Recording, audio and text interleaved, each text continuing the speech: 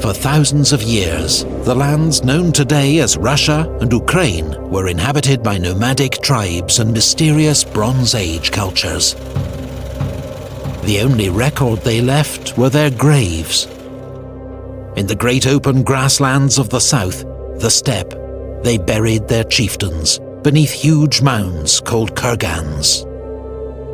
The ancient Greek historian Herodotus called these people Scythians. Their lands were overrun by the same nomadic warriors who brought down the Roman Empire. The land was then settled by Slavs. They shared some language and culture, but were divided into many different tribes. Vikings from Scandinavia, known in the east as Varangians, rode up Russia's long rivers on daring raids and trading expeditions. According to legend, the East Slavs asked a Varangian chief named Rurik to be their prince and unite the tribes. He accepted and made his capital at Novgorod. His dynasty, the Rurikids, would rule Russia for 700 years.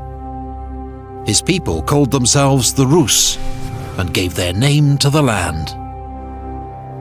Rurik's successor, Oleg, captured Kiev, making it the capital of a new state, Kievan Rus.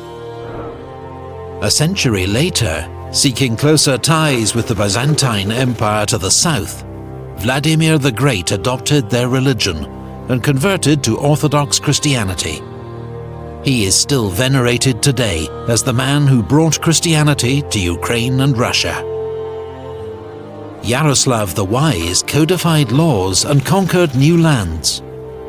His reign marked the golden age of Kievan Rus. It was amongst the most sophisticated and powerful states in Europe. But after Yaroslav's death, his sons fought amongst themselves.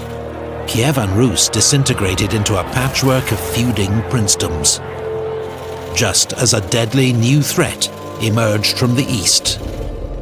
The Mongols under Genghis Khan had overrun much of Asia. Now they launched a great raid across the Caucasus Mountains and defeated the Kievan princes at the Battle of the Kalka River, but then withdrew.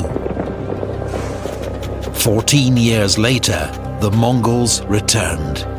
A gigantic army led by Batu Khan overran the land. Cities that resisted were burned, their people